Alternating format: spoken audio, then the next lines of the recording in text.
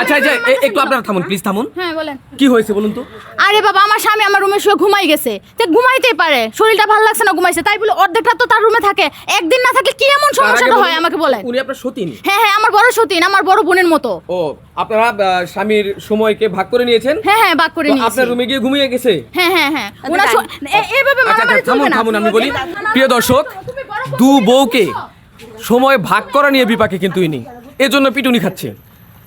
না না না না তো এইভাবে তো আপনারা একটু থামুন ভাই আমাকে বাঁচান ভাই, আমি এই জ্বালা সহ্য করে পারতেছি না ভাই। কি হয়েছে বলুন ভাই কি হয়েছে ভাই, দুটি বিয়ে করি ভাই, আমি গু খাইছি, আমার জানে আর কুলাইতেছে না, অকুলন্ত তরি গেছি, আমার বডির যে অবস্থা ভাই, বডি আর বডি নাই, বডি হয়ে গেছে। আজকে আপনারা দু বউ মিলে মারছে কেন বা উনি মারছে কেন? ওই যে বোঝেন নাই, আমি তো একটা মানুষে ভাই, অর্ধেক রাত হ্যার আর অর্ধেক রাত হলো হ্যার, কথা বুঝছেন?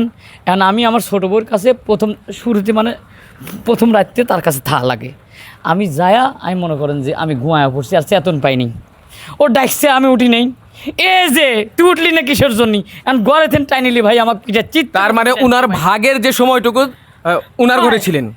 ওই মানে আমি বলি ওনার শরীর ভালো ছিল না বুঝছেন, তো রুমে আসার পর দেখি ঘামতেছে, হাত পা ব্যথা করতেছে, আমি পা টিপতে টিপতে উনি ঘুমাই গেছে, তাই আমি ডাকো দিতে দেই না, উঠতে দেই না, এটা কি আমার দোষ? উনি কি ঘুমাই লাগতো? তোরা যে ভালো লাগতো স্বামী নিয়ে তোর বাপরে যে বিয়ে করে হাঙ্গাতে জানিস, তোর বাপের আরেকটা মা আছে জানিস না, জানিস না তোর বাপের বউ আছে? আমার কথা বোঝেন, আমি একটা কথা বলি। আচ্ছা ঠিক আছে আমি একটা কথা বলি, আমার বিয়ে হওয়া 12-13 বছর হয়ে যায়, যাই হোক যে কোনো সমস্যা কারণে বাচ্চা কাচ্চা হয় না, বিয়ে করছে আমি মাইনে নিচ্ছি, অনেক কাহিনী করছে, তারপর উনি ছাড়া উনি বাঁচবো না, ও ছাড়া ওরে বাঁচবো না। আচ্ছা বাঁচবে না ভালো কথা, বাচ্চা থাক দুনিয়া বাচ্চা থাক, আমি দোয়া করে তোমার সুখে থাকো। তো এখন সব কিছু তো ভাগাভাগি যখন হয়েছে, তো বিছনাটাও তো ভাগ হবো না, আমি বড় বউ না, আমি বিছনা ভাগ করছি যে অর্ধেক রাত তুই হ্যার ধারে থাকবো, আগেই তুই হ্যার ধারেই থাকিস, যেহেতু তো ছোটো বড় আদরে দুলালি, তাই না? আমার কাছে তো আমি বড় বউ, আমাকে তখন ভালো লাগবো না, তাহলে নিশি রাতে তুই আমার ঘরে আসিস। বাবারে বাবা আজকে কি মধু শুয়ে শুয়ে পড়ছিল যে হ্যার ঘরে ঢুকছিস আর বাড়াচ্ছিস, আমি কি করবো? আমি সারা রাত তো জায়গা রয়েছে, আমার জামাই আসবো, সময় পার হয় না। আপনি তো শুনলেন যে ওনার শরীর অসুস্থ হয়ে পড়ার কারণে। আমি একটা কথা কই, আমার বউরা যদি কথা কয় ভাই, আমার মায়ের খাতি খাতি জান যায় ভাই, কথাটা কই আপনি একটু জ্ঞানীমান মানুষ, বিচারটা করে দিবেন, সুষ্ঠু বিচার করে দিবেন। আমার শরীরের কন্ডিশনটা তো ওরে বোঝা লাগবি, যে একটা বউর কাছে গেলেই তো মনে করেন যে আমার মতো বডি থাকবি, সে জায়গায় দুই বডি, সে জায়গায় দুই বউ, আর বড় বউটার অবস্থা তো বুঝতেছেন, এর কাছে গেলেই তো আমার চোখ মুখে এমনি আদার হয়ে যায়।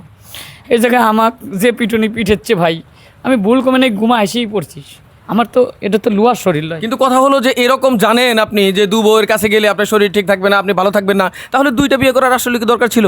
ওই যে করাইছে সওয়াল পাল হয় না, এখন মনে করেন যে আমি তো সারি দিবে চাইছিলাম, লাস্টে তোর করে আমাকে বিয়ে করাইছে, এখন আমি বিয়ে করছি, বিয়ে করি আমি আরও ফাঁসি গেছি ভাই। আপনাদের সবার কাছে মাপ চাই, আপনাদের কাছে মাপ চাই।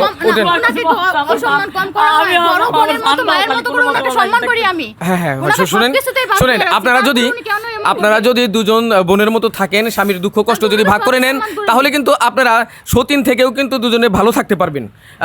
আপনারা ভালো থাকার চেষ্টা করেন, না হয় এক রাত এরকম আরেকজনের ঘরে শুইছে না, আমি তো ভাগ সাইডে দেবো না। সাইডে দিবেন না, আসলে ভাগ সাইডে দেওয়ার কথা না, তার কারণ সতীন নাকি সতীনের কাঁথা দেখলেও জ্বলে।